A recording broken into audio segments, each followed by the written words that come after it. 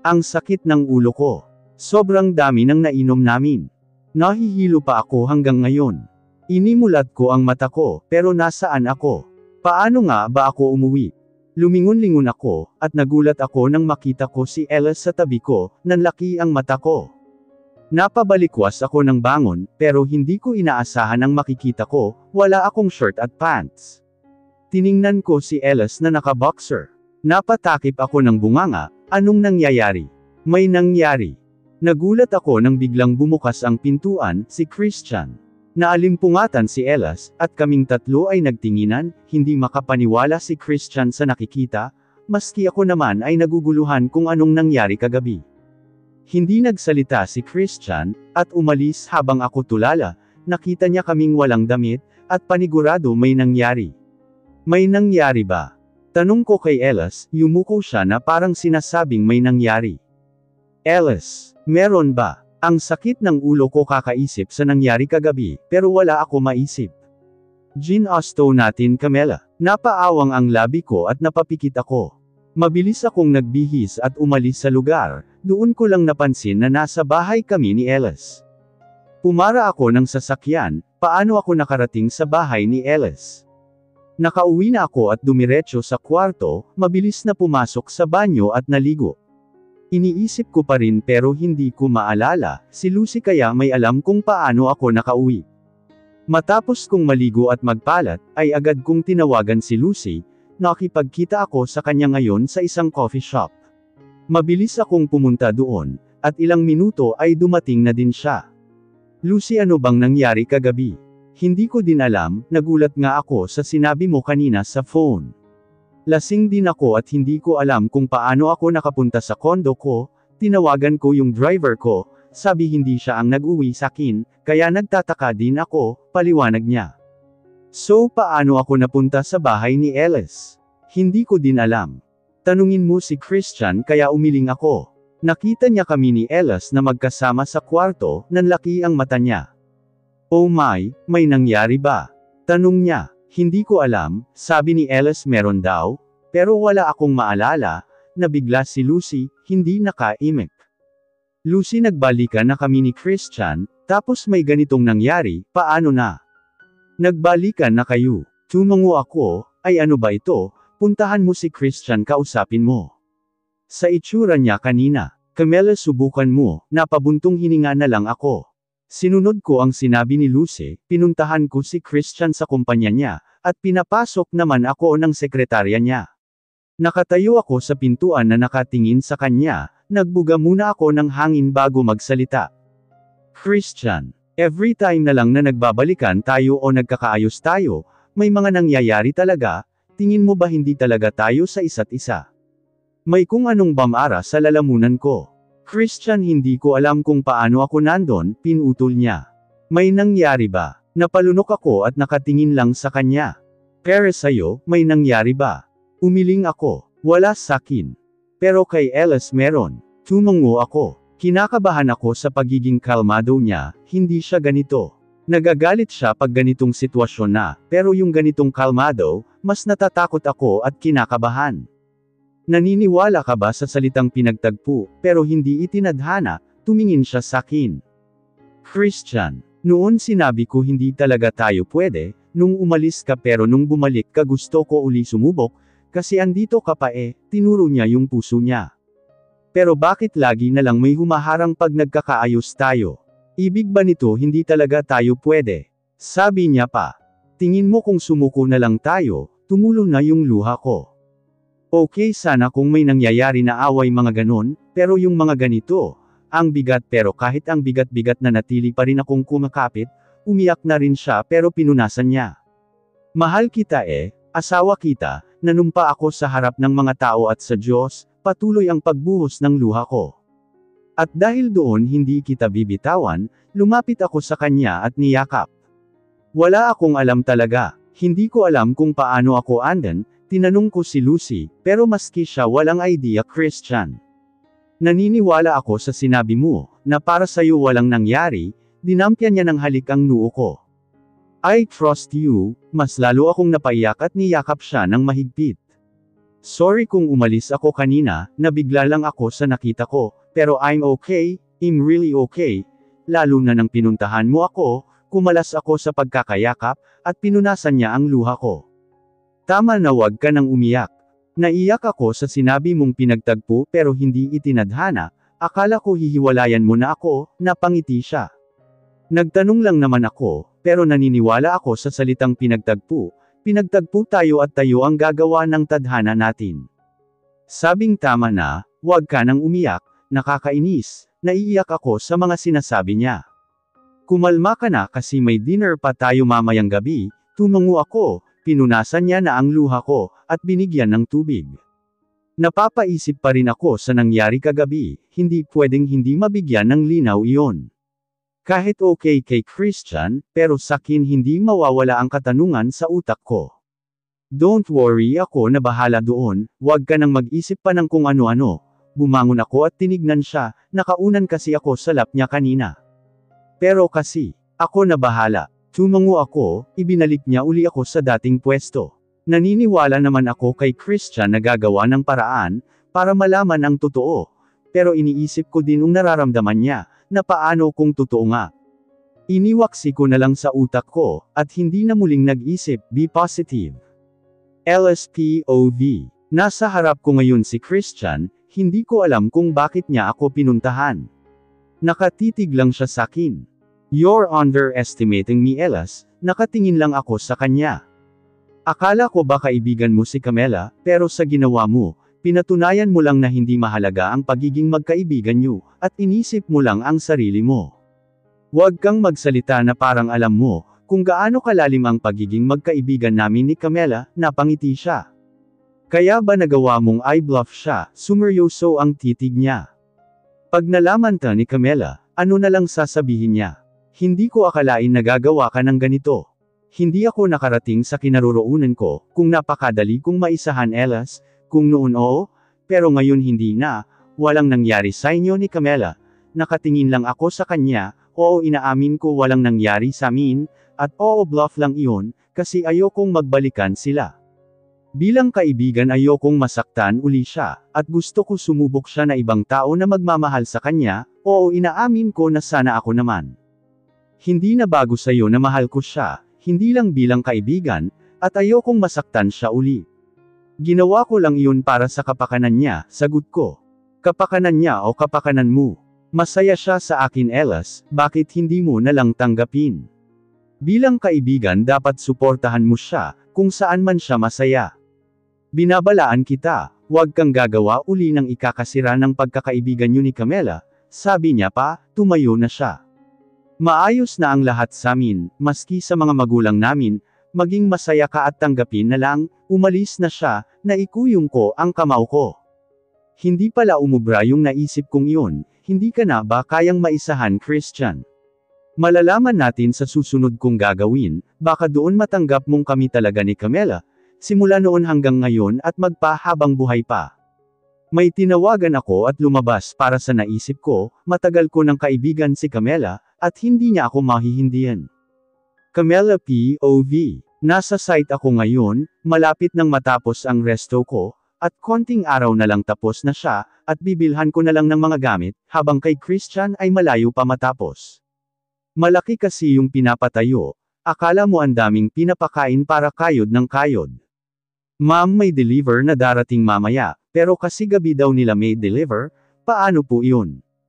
Kayo na po o kami na ang magre-receive? Sabi ng isang tauhan. Kahit ako, para makapagpahinga naman kayo, sagot ko. Sige po ma'am, kinuha ko yung phone ko, at tinext ko si Christian na magagabihan akong makakauwi, kasi hihintayin ko pa ang deliver. Camela, sinend ko na nang dumating si Elas. Hay ngumiti ako ng tipid. May pupuntahan ka ba? Hihintayin ko yung delivery, bakit? Samahan na lang kita, sabi niya. Hindi na, saglit lang naman iyon, naiilang ako ngayon. Samahan na kita, mahirap mag-isa sa gabi, ngumiti lang ako. Anong oras na ay wala pa yung delivery, 7:00 na kanina na tinanong ko, andito na sila ng mga 6:30. Hintay pa ako ng konting oras, kasama ko pa rin si Elas na tahimik.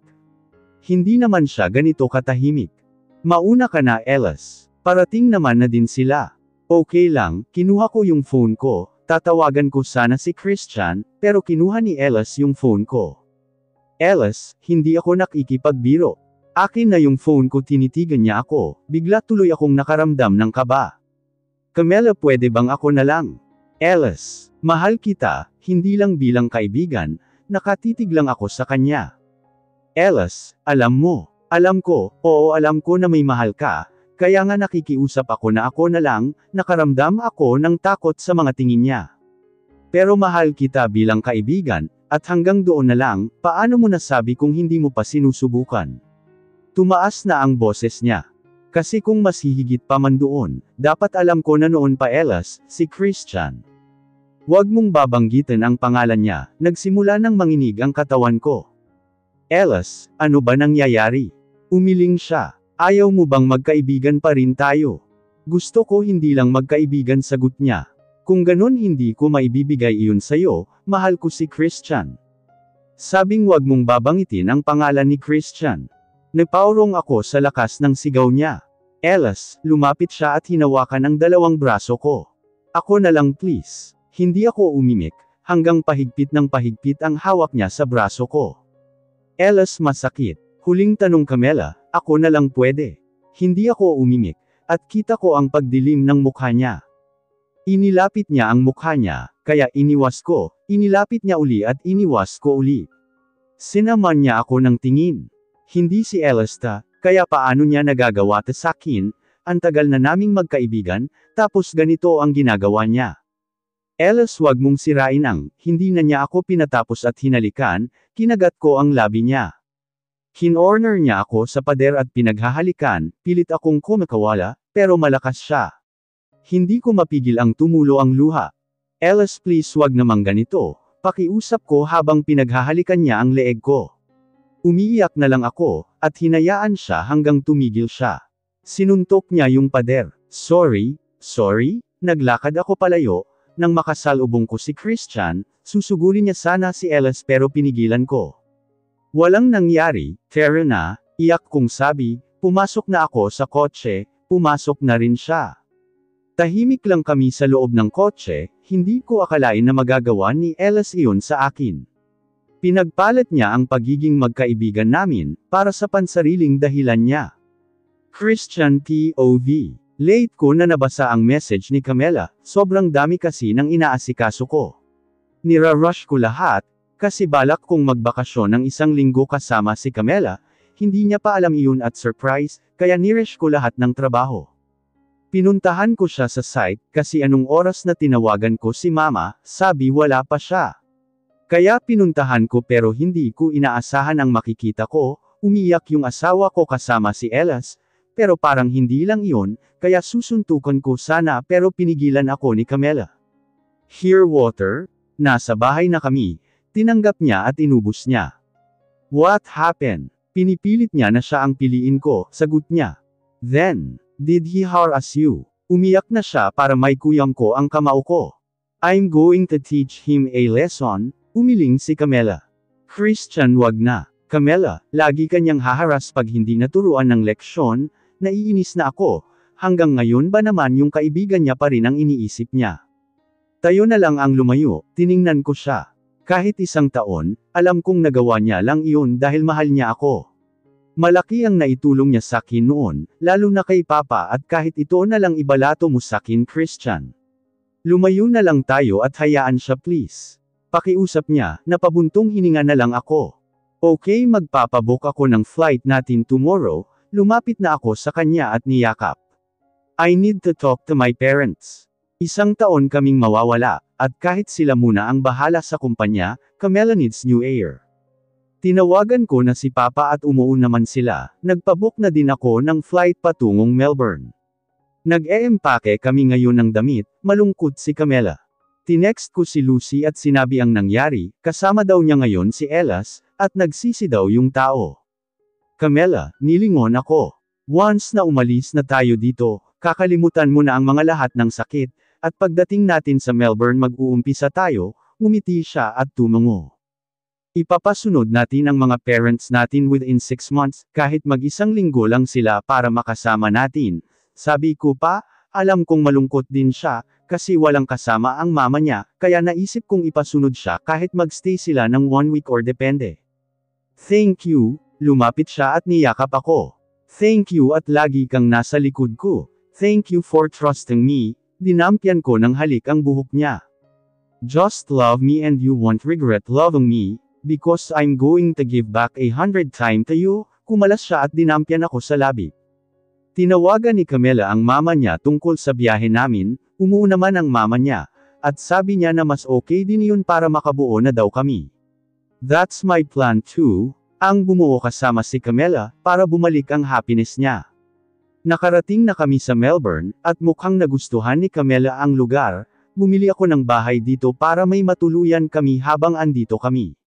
Kumuha na rin ako ng kasambahay na isa, para hindi mahirapan si Camila. Ang ganda, nakaka-relax, sabi niya. Buti at nagustuhan mo, pahinga muna tayo para bukas ay mamasyal tayo, tumungo siya. Nasa kwarto kami, siya na inaayos ang mga gamit namin, habang ako ay nakikipag-usap kay Papa tungkol sa kumpanya. I need to assist him, kasi malaki na ang pinagbago ng kumpanya at sa pamamalakad, kaya naninibago siya. Christian, shower muna ako. Okay, sagot ko. Natapos kaming mag-usap ni Papa, ay nag-message naman si Lucy, lalayo din si Ellis at sinasama siya, kaya humihingi ng payo kung sasama ba o hindi. May past sila ni Ellis, at pwede silang magbalikan na tulad namin ni Camila, pero nasa kanila na iyon. Kung sa tingin mong makakabuti bakit hindi, sagot ko sa tanong niya. Okay, sasama ako, napangiti ako. Okay, have fun, puntahan nyo na ang lahat ng lugar, wag lang ang Melbourne. Yeah, I know, sagot naman niya. Bye, enough ko na yung laptop ko, at hindi pa pala tapos si Camila, napangiti ako at pumasok sa banyo. Christian, anong ginagawa mo dito? Niyakap ko siya, maski nakadamit pa ako. I want to make now, nanlaki ang mata niya. Christian, ang haba ng taon para doon gumawa, labas na, pinaharap ko siya sakin. I want now, dinampyan ko ng halik ang labi niya, sunod tenga, leeg. Tinignan ko ang reaksyon niya, at mukha namang walang pag-aalinlangan kaya itinuloy ko na. Painit ng painit ang loob ng banyo, I really miss wife and hindi ako nagsisisi na pinilit siyang pakasalan ako. Never akong nagkamali sa pagpili, hindi man naging maganda ang una namin. Christian, tawag niya sa pangalan ko. Wala pa akong ginagawa na papabulong na siya, binuhat ko siya at inilabas sa banyo, saka diretso sa kama. Inalis ko ang damit ko at tinitigan siya, she's really beautiful. This is what I love the most, when I'm beside her. I can't hold myself anymore. Bawat hampas ay naririnig ko ang pagbulong at pagtawag niya sa pangalan ko, dumating na ang sandali ng hangganan ko, at kapwa kami hingal. You're bad, napangiti ako. Sayo lang naman ganito. Nahinampis niya ako. I want 5 babies. No way, only 2, angal niya. 5, I want many babies, niyakap ko siya. Hindi ka ba nagsisisi na ako ang pinakasalan mo? Maski ilang beses na nating binalak maanal, at ilang beses tayong nag-away.